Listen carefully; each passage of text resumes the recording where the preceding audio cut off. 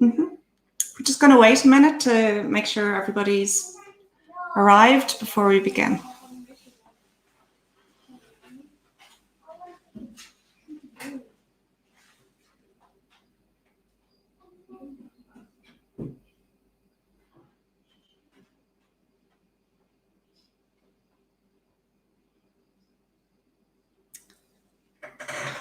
Okay, welcome to this Dept Talk.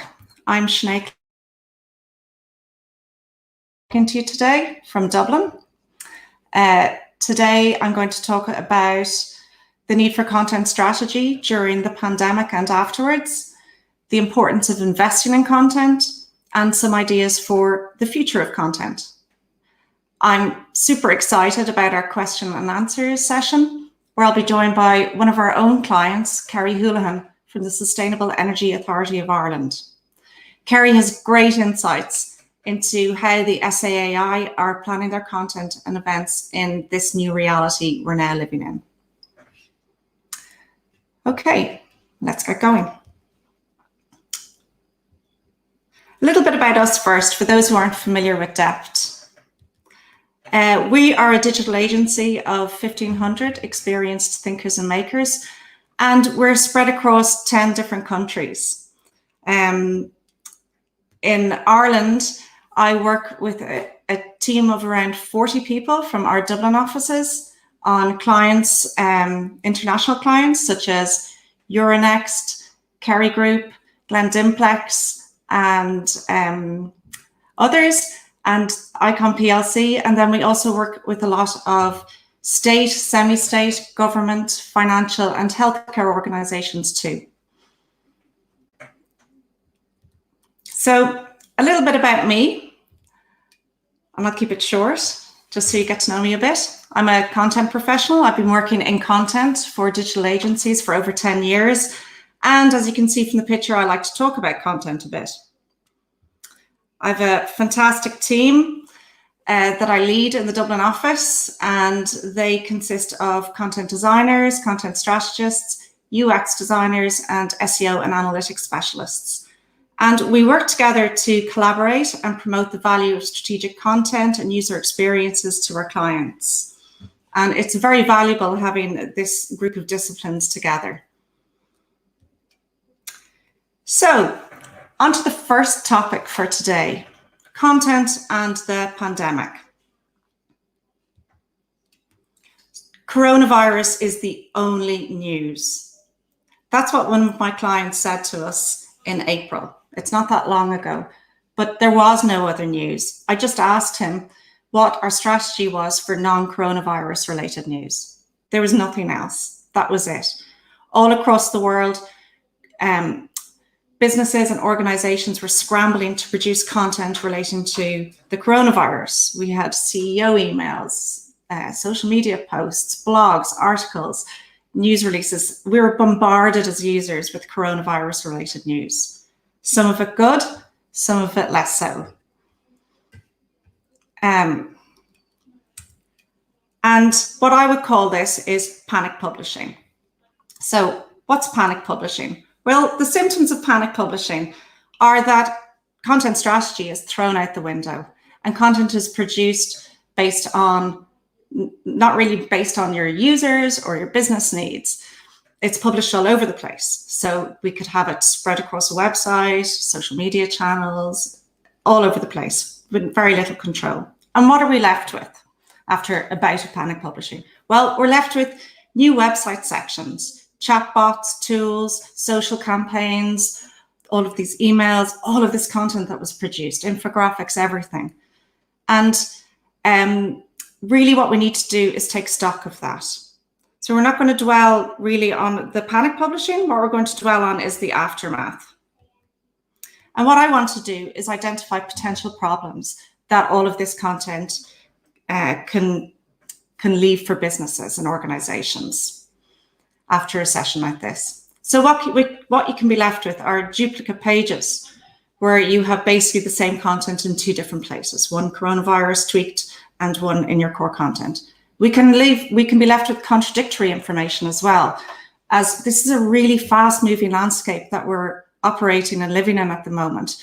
So if things aren't updated as we go, you can have information that contradicts itself on your business site. That can lead to user confusion and even legal issues. But overall, it can produce a bad user experience where people aren't able to find the content they want, and it can be bad for your brand too, as people have poor experiences.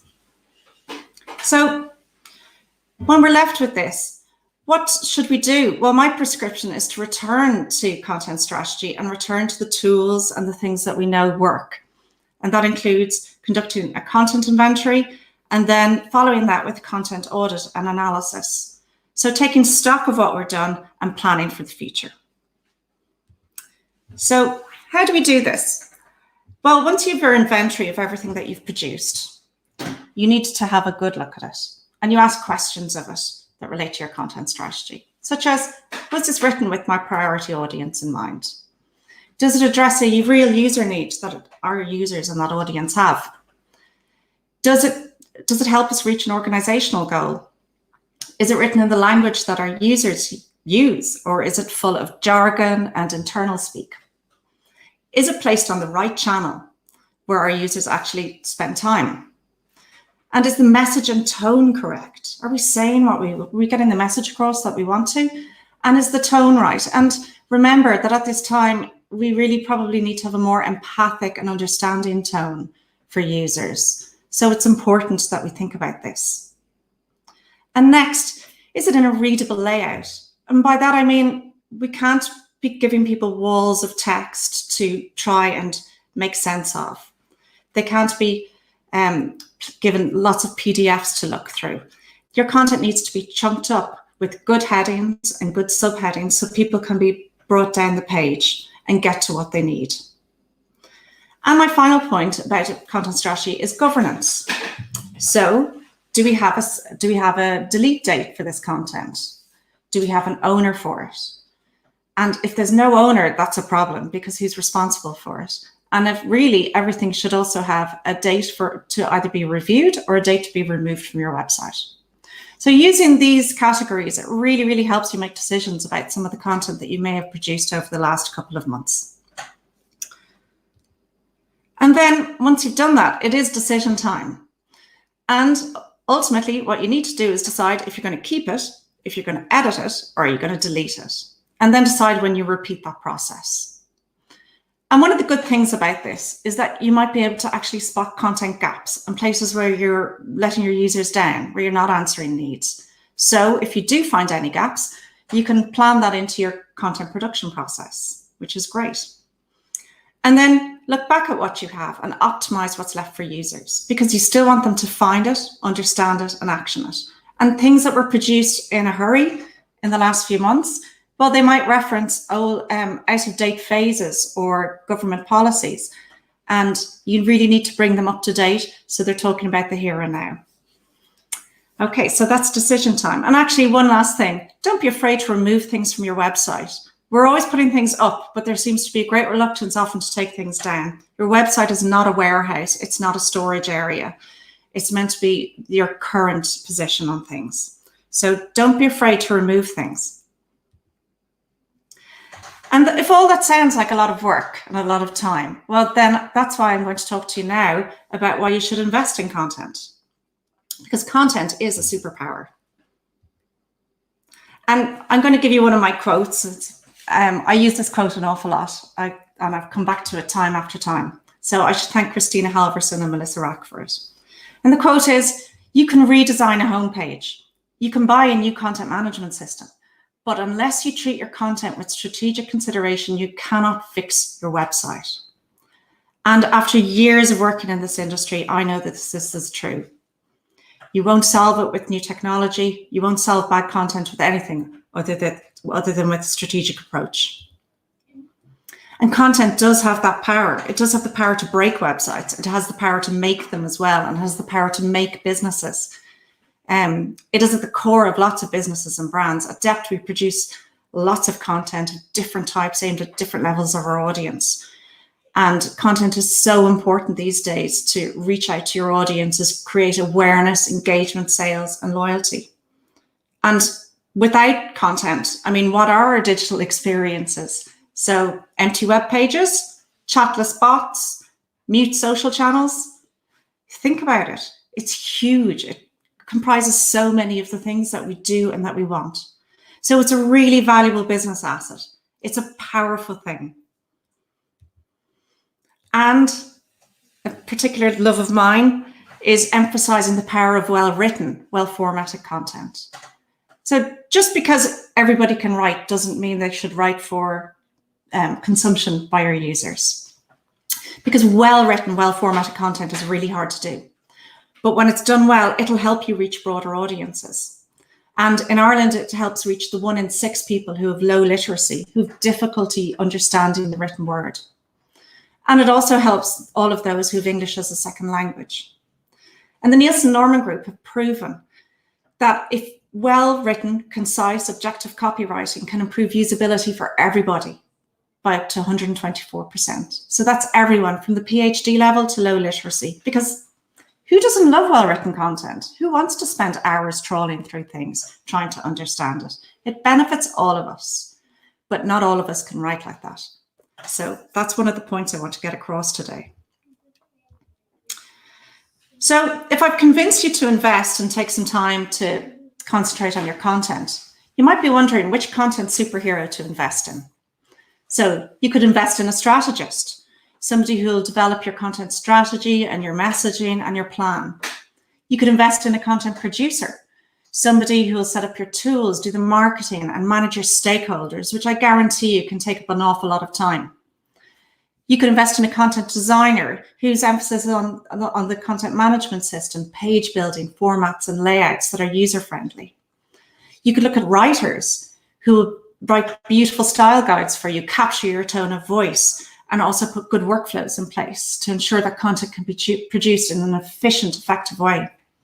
Or you could look at an analyst who will tell you, is this working? Is it readable?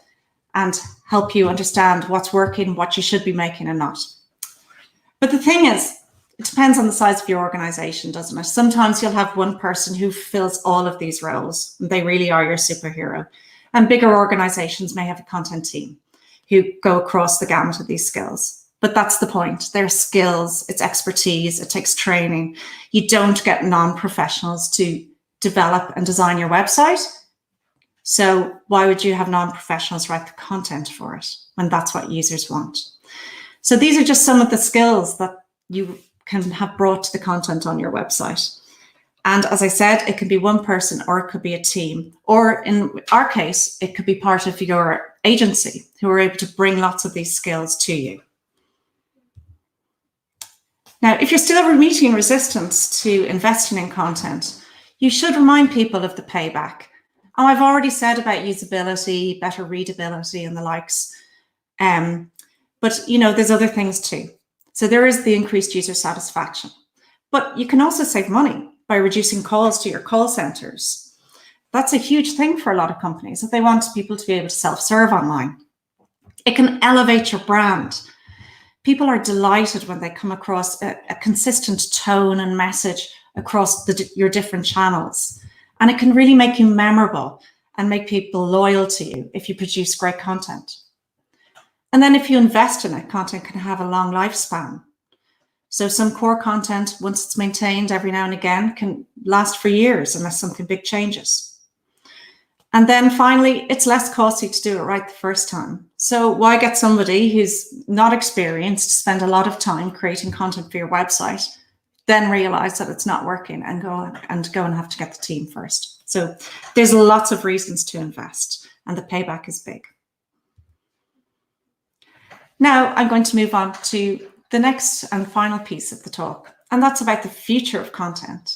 And this is exciting, and I think it's all about optimism and optimization. So the future is optimistic right now, looking forward, because you know what? Content is consumed everywhere and by everyone. We talk to Alexa and Google, we chat to bots, we exercise with our watches, we dance on TikTok. We're constantly connected to content. And now we're consuming it from ever more diverse devices and ever more diverse ways. I'm really excited to see what comes. We have connected devices, like I'm thinking about my fridge or my microwave because I'm sitting in my kitchen right now, my car, all of these things. That's all content. So it's a very exciting time to be in this area. And for ourselves, how do we prepare for that future? Well, I'd recommend that you run a digital spring clean of all of your digital assets and things that you have. And that's not just the audit I mentioned earlier. That's also looking at your content management system. How many people are logged into it? How many people use it? Do too many people have access? Too few people have access? You can also ensure that you have buy-in of key stakeholders. It's never a waste of time to go seeking buy-in from stakeholders who not only will give you access maybe to subject matter experts, but also budget. And Kerry can talk a bit more about that, how you have to sell internally. It's a great time to establish strong governance because when you produce content, you need to have plans for maintaining it. And that's something we're really strong on in my team, is the idea of running websites and that governance and structure to let you actually have the workflow to manage that into the future. And actually, I think too, right now is a brilliant time to accelerate content projects because a lot of things have been stopped. So if you've live events or some marketing, all of those things have been stopped. Everything's moving online. People are clamoring for more digital services and products. It's actually a great time to accelerate digital content projects. And we're seeing that a lot in our business at the moment. So it is optimistic online and we are optimizing for the future.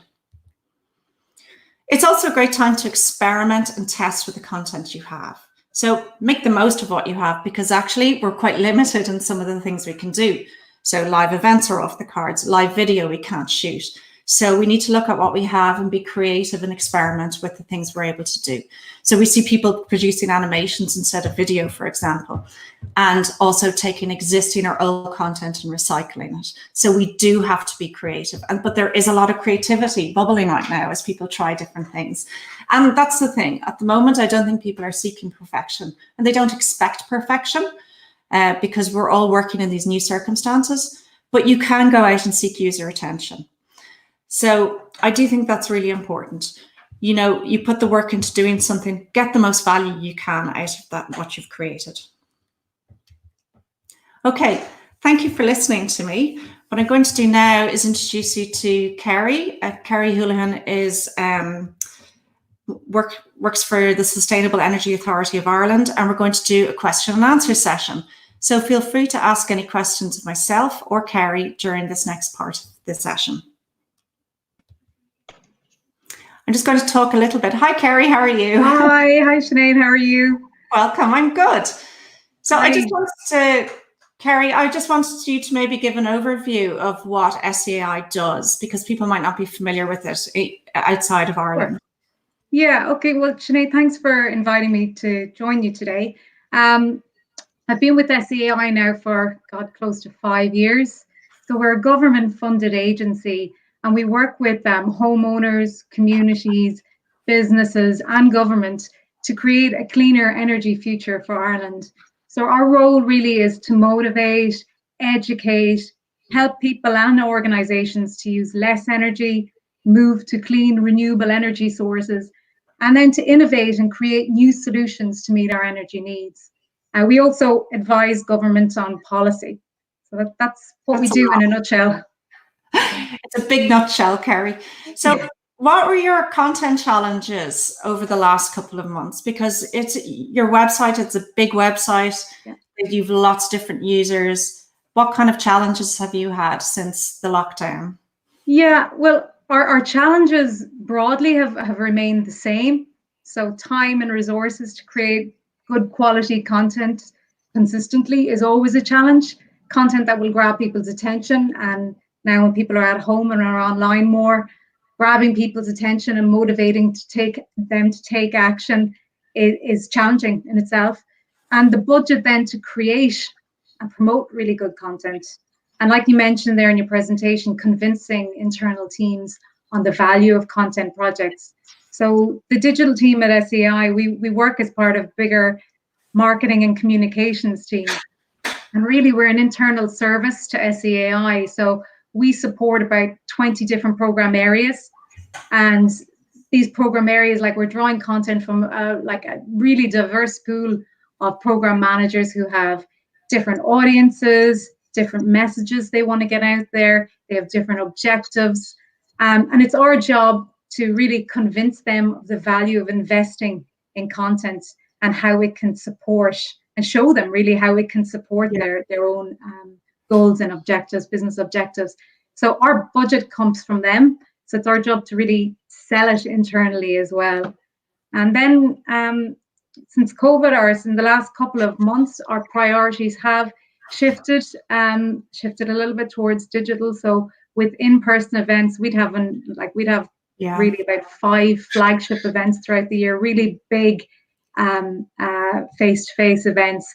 And we've had to cancel some of those events, move them online. So now we have really large number of requests in for webinars from our teams, and there's training involved in that, upskilling staff, tweaking presentations so that they're suitable for online content as well. So that has been a challenge and a little bit time consuming in itself, but we're getting there. Yeah.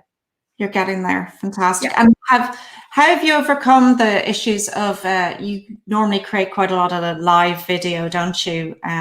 Yeah. So well, last year we invested a lot in live video, and that has really served us well this year and during now, because a lot of that content is still valid, and we can use it and repurpose it and tweak the messaging to go with that. We have a lot of raw video footage. So our content specialist in-house can edit and create short in-house videos using that content.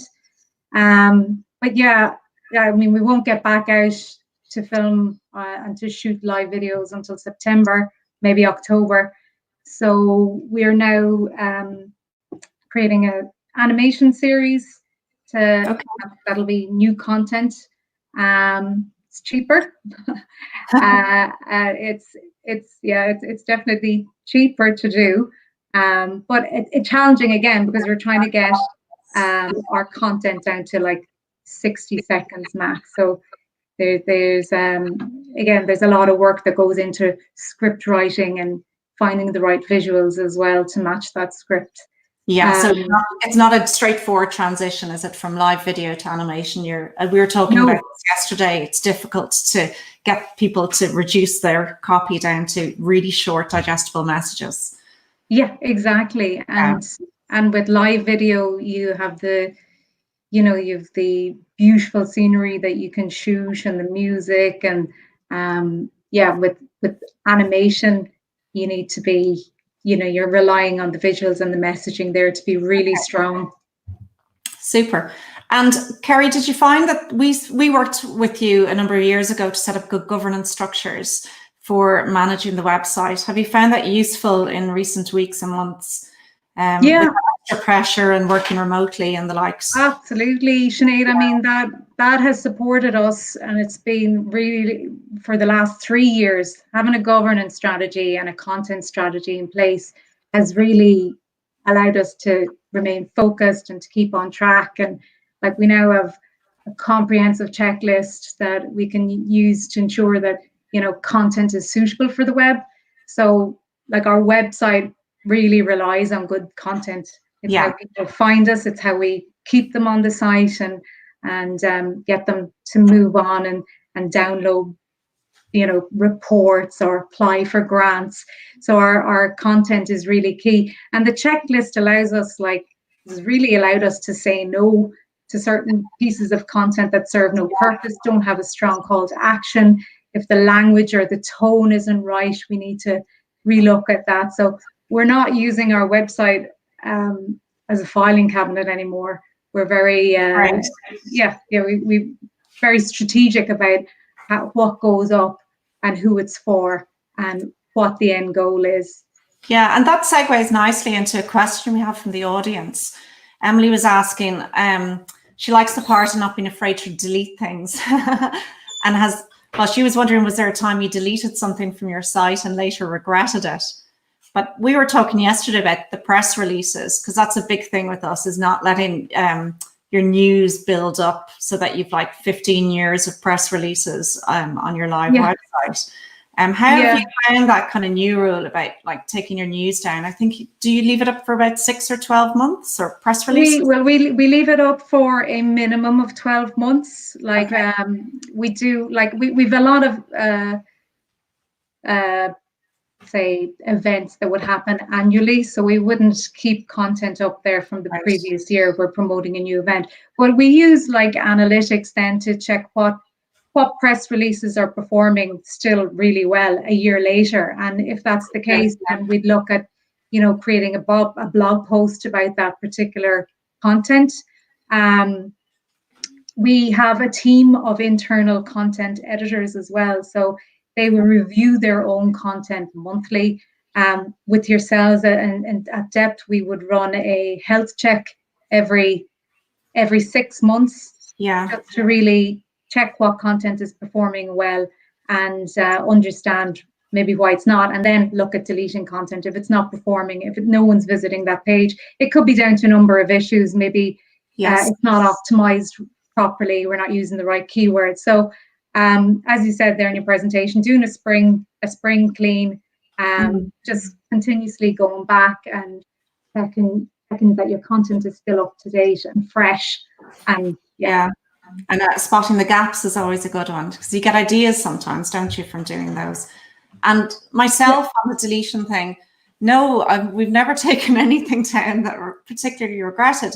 Sometimes, unlike with yourselves, Kerry, we went from, I don't know what it was, 32,000 URLs to 180. But we've built that website back up again in a strategic, planned way. So people did say, oh, where's my this gone? Where's this gone? And but because I think the buy-in was so strong in your organization, you were able to explain where content had gone, why it had been moved, and what was coming along. So you got through. Absolutely. I mean, we went from thousands and thousands of web pages down to, when we launched, like about 350. But now we're back up to, you know, 800-900 pages, and it will continue to grow. But we're just more strategic around what content goes up and who that content is serving. And we're constantly then measuring the success of that content as well, and the call to actions there. So it's, you know, we don't have a goal to have a small number of pages. It's just to ensure that all of our pages are working, and will continue to grow. And you've had some new experiences. I suppose you've launched a couple of things during lockdown that would normally be live events. How have they gone? You're busy launching an award the other day when I was talking to you. Yeah, so during lockdown, I mean, we launched a new online learning platform for SMEs called the SEI Energy Academy. And that had been in planning for the last year. So a lot of work had already gone into that, and we were ready to go live. But, you know, given the challenges that SMEs have in particular during this time, we were like worried about, you know, should we launch, should we not? But talking to different SME representatives, getting advice from our own PR agency, we tweaked our messaging around that particular platform. It's a free resource, by the way, so that helps. We tweaked our messaging just to, you know, make it more supportive of SMEs during this difficult time, and we went ahead and launched on the 1st of April. So and we haven't looked back. It's been really successful. We've had really positive feedback. We have, I think, maybe over 700 people now registered, completing energy efficiency modules online. So we do hope that will support SMEs during this time. And on the back of that, then you mentioned the awards. Again, we launched our annual SEI Energy Awards on Tuesday. And we waited, like we were again waiting to see what direction the government would take, what their phase 1 plans would be, and clarification on that. So we waited until we had that clarification, and then the positive response from the Energy Academy, helped. We were less nervous about launching that particular awards competition. Okay. And as you say, you're sort of planning it as you go and adapting, I suppose, as things change, policies change, and you test the waters with certain things and see how your audience reacts. Yeah, absolutely. So That's it's right. like we're working currently on a communication strategy, but Yeah. for now, with everything changing so quickly, we take each program, each event, and we decide then on the messaging, the channel, the content format. So we're just taking each piece as it comes at the moment. Great, thank you. One of the questions was, and I covered it in the talk as well, that pressure to put coronavirus information up on your website and social channels. Did you have a lot of that in those early weeks, like the impulse to over communicate, I suppose, on things? Well, not really to over communicate, but we, as a government agency, and because we work with so many external agencies and contractors and other businesses, it was really important for us to establish an area section on our website that had all the coronavirus COVID-19 updates. So it's important that we maintain that and keep it up to date based on the latest government advice. With regards to social media, we don't really we didn't really use that to put out our messaging around COVID. There we did make a decision to reduce some of our activity on social with regards our home energy grants and our EVs, because like those works just aren't happening at the moment. People aren't out buying cars and people aren't getting their works done or applying for grants at the moment. So we've pulled back a little bit on that. Okay. Yeah. That in itself has been a challenge because our brand isn't out there as much anymore because we're not putting paid promotion behind those campaigns. That's true. And then for those big events, I mean, you plan ahead about a year in advance for many of the things that you do. So you're probably thinking about your big events for next year or next spring. What are you do you have any idea about what you're going to do, or is it just wait and see at the moment? Or do you think it'll be more digital? Well, it's really difficult to know. I mean, our energy show event that we had to cancel there in March, that was 12 months in planning. But we did manage to take some of the side events that were planned for that 2-day event online onto webinars, and the response there was great. In fact, we were able to accommodate more people online for our side events than we would have been able to at the show itself. But I mean, there's no real replacement for those big industry events, that networking experience that you can get in real life. But we'll have to look at virtual events. And I mean, with the Energy Awards, that normally the winners, we would present winners at an awards ceremony, a lunch. We're looking at how we can bring that online, what we can do. Nothing is set in stone yet. It's just we're looking at different opportunities, but virtual events, they will have to be the way to go. Yeah, I mean, I can't imagine we'll allow thousands of people into a space next year. And I guess the good thing is, having done those webinars, you might find them as like that they become part of the package that you offer in the future, which is a positive thing. Yeah, absolutely. I think even if things were to go back to normal, we'd continue with the webinars. They've been really successful. And we're saving on time, on travel. They're really easy to measure as well, with attendance and how long people have stayed and the action they've taken after. Can grow our mailing lists as well. So there's definitely creativity and elements that have come up during the crisis that we'll continue with. And Kerry, would you have any other organisations or companies that you look to as examples to follow, or that you think are doing a great job in Ireland or outside of Ireland, even in different industries? Well, I mean, there's. I mean, everyone has really taken to webinars, and my own inbox tray is full of different webinars and invites to events that I'd love to attend, and they're sitting there, and I haven't actually gone in and watched the recordings yet. But yeah, no, I think definitely spending time on LinkedIn, watching how other B2B organizations are operating, how they're communicating, learning from like ideas that they're rolling out as well. That definitely helps. That is valuable. Yeah, that's great. And I haven't seen too many bad examples around, I suppose. So people are really trying hard now as they come out.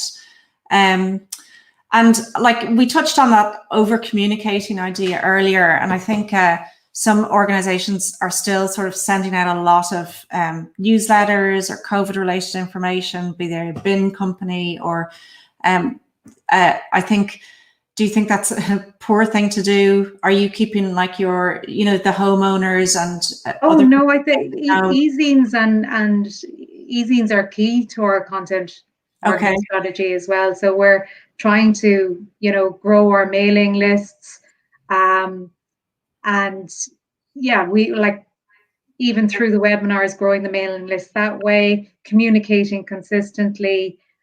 We have quite a good open rate on our consumer e-zine and our business e-zine. So we have a quarterly e-zine that goes out. Again, we'd probably look down the line to increasing the frequency of that to monthly. Okay. So, yeah. And then we're looking at launching a new Facebook community group next month, and as part of that, we'll have live Q&A sessions. So really excited about launching a consumer campaign during this time when people are at home and they're seeking out new experiences where they can connect with other people. So excited about that. Oh, that's great. That's on the SAI Facebook page, is it? That will be on the SAI Facebook page, yeah. So so follow them and see what tune in for our Ask the Expert sessions, our live sessions, so you can learn all about heat pumps and electric vehicles. And And do you think there's a growing interest in energy efficiency actually in the last few months? Have you seen like a tick up in people searching for the topics like that around? Absolutely. Yeah, I mean, even like keyword search, we can see that there's people are searching for energy efficiency online. All the climate action activity that's happened over the last year, the launch of the government's climate action plan. So there's a real focus on energy efficiency for businesses in particular. They have their own targets. The public sector as well have their own energy efficiency targets that they need to meet. But consumers now, it's becoming more mainstream energy efficiency and climate action there as well. So we with the uptake of even the Energy Academy, it shows the interest there that people are looking to learn. They're looking to find new ways of reducing their energy. Grants are constant. We have our home energy grants, and they're, we always have loads of people applying for those as well. So the interest is definitely there. Yeah, and I think that's a great takeaway actually, is that people are still interested, like people aren't just interested in COVID stuff, they're continuous interest in what you do. So just connect with them in more digital ways and be creative about it. So to end with, Kerry, would you have any advice for content or marketing people who are watching us today from your experience? Yeah, well, I